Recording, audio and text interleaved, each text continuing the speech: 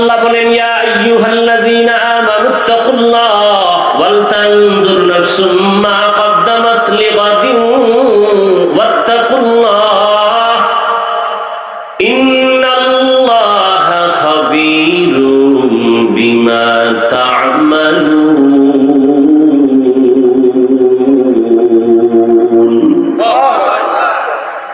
আল্লাহ তাআলা বলেন, তোমার এই জীবন কিচ্ছু না, সামনে তোমার অনন্তকাল যে একটা জীবন আসবে, যার শুরু আছে শেষ নাই। ওই জীবনে যেতেই হবে, পালায় থাকার কোনো সুযোগ। মরণ থেকে যতই পালাও, মরণ তোমায় নিবে ঘিরি। যদিও সুদূর আকাশ পানে লুকাও, সেথায় লাগিয়ে সিঁড়ি। নদী পথে নৌকা চালাও ও মাঝি ভাই, বেলা ডুবার আগে আমি ওপার উঠতে চাই। ডুবে গেলে বেলা রে আর উঠে না, ভেঙ্গে গেলে মেলা রে আর জমে না। এরে আল্লাহর বান্দা, পর্দার আড়ালের মা বোনেরা, ও যুবক বাবারা, বৃদ্ধ বাবাজি, আমরা টাকা পাওয়ার লোভে, খানার লোভে টুপি পরি নাই, বরং জেনে শুনে টুপি পরছি। টুপির কারণে বিপদ, দাড়ির কারণে বিপদ। এরপরও কেন টুপি ফালাই না, দাড়ি ফালাই না? একমাত্র কারণ, দুনিয়ার কোনো মূল্য নাই, আল্লাহর আদালতে হাজির হতে হবে। আর চোখের সামনে তাকায় দেখলাম, টাকা টাকা টাকা করে যারা দৌড়ায়, ওরা টাকাও পায় না, নিজেরও হারায় ফেলে। না নিজের সন্তান পেল, না মা পেল, না বাবা পেল। আমার সোনার বাংলাদেশের কোটি কোটি, হাজার হাজার কোটি টাকার মালিক, চাইলে তারা তাদের টাকায় বাংলাদেশের সরকারেরা চলে, এই দেশটা কয়েকবার কিনতে পারে, এমন টাকার মালিক। কিন্তু কপাল এত খারাপ, মা মরিয়া গেল, জানাজায় যেতে পারে না কাছে থেকে। কারণ এমন গুণ অর্জন করছে, জানাজায় গেলেই মানুষ জুতা দিয়া মারবে। কেমন কপাল! বাংলাদেশে কিনার মতো টাকা, যাদের টাকায় সরকারেরা চলে, মা মারা গেল, জানাজায় যেতে পারেনি। কেমন কপাল! তাহলে লাভ হইল কি? 10 তলা বিল্ডিং করলো, ঘুমাতে পারে না, জঙ্গলে দৌড়ায়। বিল্ডিং শান্তি না, খেরের ঘর ভালো, রিক্সা চালানো ভালো। সুইস ব্যাংকে কোটি কোটি কোটি টাকা রাখলে কি লাভ হবে যদি চেক বই না থাকে? 10 তলা বিল্ডিং থাকলে কি লাভ হবে যদি ওই বিল্ডিং এ ঘুমানোর সুযোগ না হয়? এর চেয়ে রিক্সাওয়ালা বড় শান্তিতে আছে। সব কথার মূল কথা, আমার নবীর মতো আর দামি কে হতে পারে? সেই নবীও দোয়া করেন, হে মালিক, তুমি আমাকে গরিবী হালাতে বাঁচাও, গরিবী হালাতে মরণ দাও, হাসরের ময়দানে গরিবদের সাথে তুমি হাসর করাও। নবী বলেন, গরিবেরা ভয় পেও না, বড় লোকের বাড়ি গাড়ি দেখে আফসোস করিস না, বড় লোকের 500 বছর আগে গরিবেরা জান্নাতে যাবে। টাকা পয়সা কিছু না, পরকাল জীবনটাকে সুন্দর করো, এখান থেকে তৈরি করে নাও। দুনিয়ার কোনো দাম নাই। قال النبي صلى الله عليه وآله وسلم الدنيا خلقت لكم وأنكم خلقتم للآخرة। দুনিয়াতে যাহা কিছু দেখো সব তোমার আমার গোলাম, আর তুমি আমি আল্লাহর গোলাম। গর্তের পিপিলিকার খানা কে দেন? আরো আস্তে করে বলেন। জঙ্গলের প্রাণী পশু পাখির খানা কে দেন? আল্লাহ। নদীর মধ্যে হাজারো ধরনের মাছ, মাছের খানা কে দেন? ওরা দামি না আমরা দামি? তো পিপিলিকার খানা যদি আল্লাহ দিতে পারে আমগো দিবে না? কি ইয়া আইয়ুহান নাস আনতুমুল ফুকারাউ ইলাল্লাহ, ও দুনিয়ার মানুষ তোমরা সব ফকির, ধনী কে? ওয়াল্লাহু হুয়াল গানিয়্যুল হামিদ।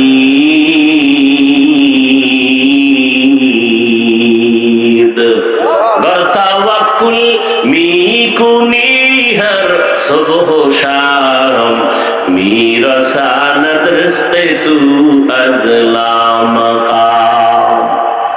জঙ্গলের হাজারো প্রাণীর খানা যে আল্লাহ দেন, উড়ন্ত পাখি সকাল বেলা উঠতে থাকে খোলা আকাশে উড়ে উড়ে পেট ভরে বাচ্চার খানা নিয়ে সন্ধ্যাবেলা বাসায় হাজির। কে খাওয়ায়? আল্লাহ। ওদের খানা দিলে আমাকে দিবে, এটাই তো বাস্তব। কিন্তু আমরা খানায় কেন কষ্ট পাই? পিপিলিকার খানায় কষ্ট নাই, গরুর খানায় কষ্ট নাই। গরু যদি মাঝে মাঝে কষ্ট পায় ওর নিজের দোষে না, নিমক হারাম মানুষের দোষে। মানুষের অপরাধের কারণে গরু কষ্ট পায়, আপনার আমার অপরাধের কারণে আমরা খানায় কষ্ট পাই। পিপিলিকা পায় না কেন? আল্লাহ ওদেরকে যে ডিউটি দিয়া পাঠাইছেন সেই ডিউটি পালন করে, গাদ্দারি করে না। আর আমরা মানুষের আল্লাহ যে কাজের জন্য বানাইছেন ও কাজ আমরা করি না।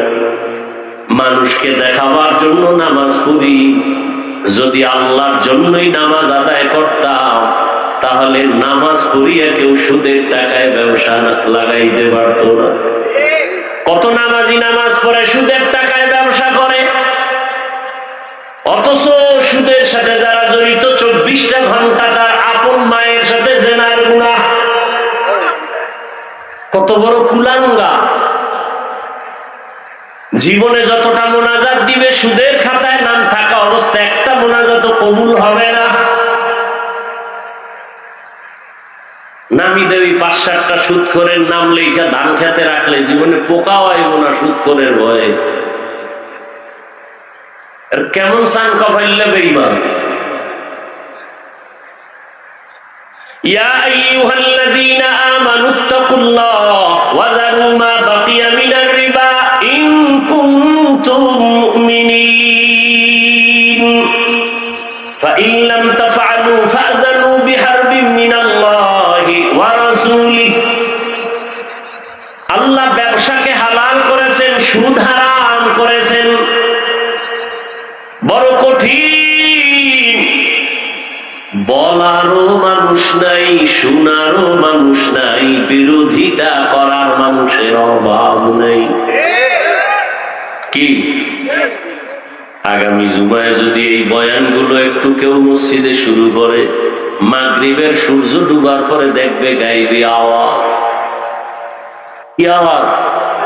ইমাম সাহেব 1 মাসের ছুটি। কেন? শিয়ালের হাতে মুরগি আমানত। শিয়ালের হাতে মুরগি দিলে যা হয়, সুদখোরের হাতে মাদ্রাসা মসজিদের চাবি দিলে তাই হয়। দিছে কে? জিবরাইল। কথা বলেন না কেন? 24 ঘন্টা যে মায়ের সাথে জিনার গুনাহ, সে মসজিদ মাদ্রাসার দায়িত্বে আসে কিভাবে? তো ঠাডা বইরা মরা দরকার। হুজুর টুজুর সুদ্দা ঠাডা পড়ে না কেন? মদিনাওয়ালা মুহাম্মদের উম্মত হওয়ার কারণে। জিন্দেগি মে বন্দেগি তু করনা হে, জিন্দেগি মে বন্দেগি তু করনা হে, জিন্দেগি বে বন্দেগি शर्मिंदा है, जिंदगी बे बंदगी शर्मिंदा है। यहाँ हम सब मुसाफिर, दिल ना लगा अहले दिल की नजर से रूह करता जा।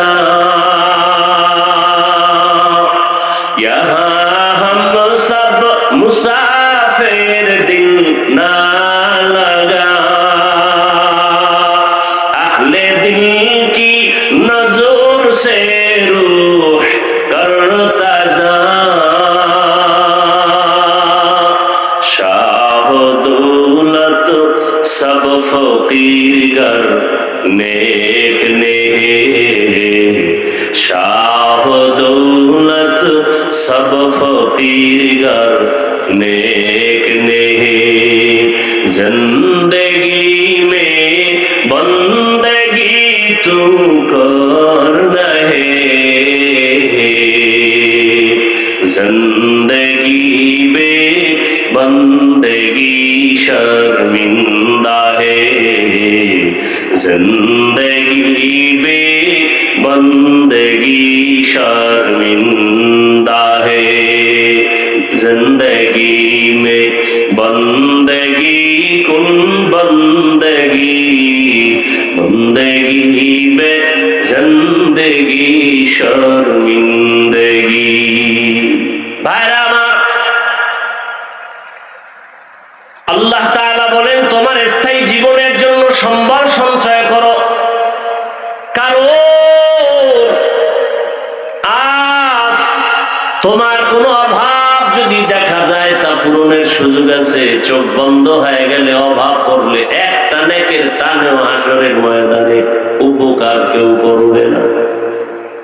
হাদিসে পাকে রাসূল বলেন কিয়ামতের ময়দানে একজন আল্লাহর বান্দার আমলনামা ওজন করার পরে দেখা যাবে কোনো নেক আমল আছে অনেক, কিন্তু জান্নাত পাওয়ার মতো বান্দার একটা নেকের বড় অভাব আছে। একটা নেক আমল হলেই তার নেকের পাল্লাটা ভারী হয়ে যাবে, কিন্তু এই একটা নেকের বড় অভাব। আল্লাহ অর্ডার করবে যাও হাসরের মাঠে ঘুরে ঘুরে দেখো আজ তোমাকে একটা নেক দিয়া কে সহযোগিতা করবে, দেখো এক নেকের অভাব, একটা নেকের অভাবে যাও, ছেলের কাছে যাও, মেয়ের কাছে যাও, গিয়া বলবে বাবায় ও সন্তান আমার একটা নেক দাও। সন্তান বলে আমার বাবা ছাড়া দুনিয়াতে আসি নাই, তবে তুমি যে আমার বাবা আমি বিশ্বাস করি না। স্ত্রীও অস্বীকার করবে। আল্লাহর বান্দা বড় নিরুপায় হয়ে যাবে। হাসরের ময়দান বড় কঠিন। সমস্ত মানুষ উলঙ্গ নারী পুরুষ একত্রে হাসরের মাঠে দাঁড়াবে। এই জমিনটাই হবে হাসরের মাঠ। আর বাইতুল মাকদিস প্রথম কিবলা হবে, আল্লাহর বিচারালয় আদালত স্টেজ হবে ওখানে। সব মানুষ উলঙ্গ দাঁড়াবে, একটা নেকের অভাব পূরণের জন্য ঘুরতে থাকবে, কে একটা নেক দিয়ে সহযোগিতা করবে। যখন দেখবে ছেলেও দেয় না, মেয়েও দেয় না, তখন বান্দা নিরুপায় হয় কান্না করবে। আল্লাহর আদালতে যাবে কথা বলার জন্য যে আমার কপাল খারাপ, একটা নেক দিয়ে কেউ সহযোগিতা করে না। হঠাৎ তাকায় দেখবি রহমতের নবী বলেন একটা বুড়া মানুষ হাসরের মাঠের এক কর্নারে বসে কান্না করে। ডাক দিয়া কয় ভাই দাঁড়াও, তুমি হাসরের মাঠে কি খুঁজো বলো। বলে আমার একটা নেকের টান, এক নেকের অভাবে আমি জান্নাতে যেতে পারি না। কয় নেকের অভাব? এক নেকের অভাব। একটুখানি নেকের ধরে রোজ হাসরের মাঠেতে বাবা ঘুরবে ছেলের পিছে, ছেলে বাবার আগেতে। আহাতে মন কঠিন দিনেতে নামাজ তোমায় ভুলবে না, ঠিক মতো পড়লে নামাজ জান্নাত তোমার ঠিকানা। আমার প্রাণের ভাই বোনেরা জলদি করে উঠে যাও, ওযু করে তাড়াতাড়ি নামাজ পড়তে লেগে যাও। আহা নবী বেনামাজির শাফাআত করিবেন না, ঠিকমতো পড়িলে নামাজ জান্নাত তোমার ঠিকানা। ঘুমের চেয়ে নামাজ ভালো আর তুমি ঘুমাইও না, ঠিকমতো পড়িলে নামাজ জান্নাত তোমার ঠিকানা। এক নেকের অভাব। এরে আমার কলিজার যুবক, তোমার মতো যুবক স্কুলে পড়ে নামাজ পড়ে, তুমি পারো না কেন? হুজুর হইতে বলি নাই, হুজুর বাপ, সব হুজুর বাপ, খালি হুজুরদের উপরে আঙ্গুল তুলো আর বলো হুজুর হওয়া যাবে না। তোমার হতে কয়েকে, কিন্তু তোমার লাইনে জেনারেল লাইনের পড়ুয়া কত সন্তান ঢাকা কলেজে পড়ে, মাথায় পাগড়ি, বড় দাড়ি, বড় জামা, তুমি পারো না কেন? কি বানায় বলতেছি?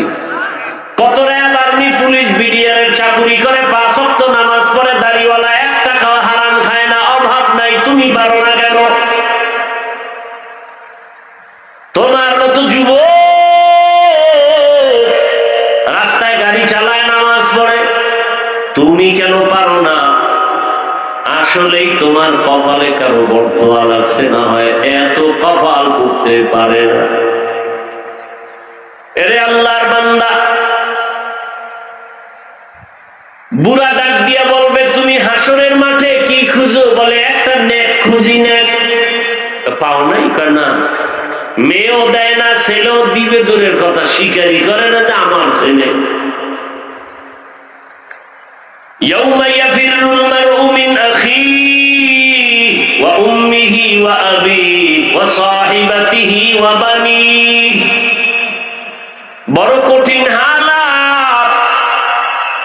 ওই বুড়া বলবে ভাইজান, আমার আমল নামায় তেমন কোন নেক নাই, তবে একটা নেক আছে। কয়টা নেক? মাত্র একটা নেক আছে, তবে এক নেক দিয়া আমি জান্নাত পাবো না। তবে আজ এই বিপদে তোমার আমি একটা নেক দিয়া দেই, অন্তত তুমি জান্নাতে যাও। আমার তো নেক একটা দিয়ে জান্নাত পাবো না, আমি তো এমনি যাবো জাহান্নামে। তাহলে তুমি জান্নাতে যাও, তো একটু তৃপ্তি পাইলাম যে আমার এক ভাই জান্নাতে গেল। নেকটা পাইয়া খুশি, আল্লাহর আদালতে হাজির। আল্লাহকে বলবেন, হে মালিক, নেক পেয়ে গেছি, দিছে কে? ছেলে না, মেয়ে না, ভাই না, কে? বলে এক আল্লাহ, আপনার বান্দা বুড়া মানুষ। ফেরেশতারা হাজির করো।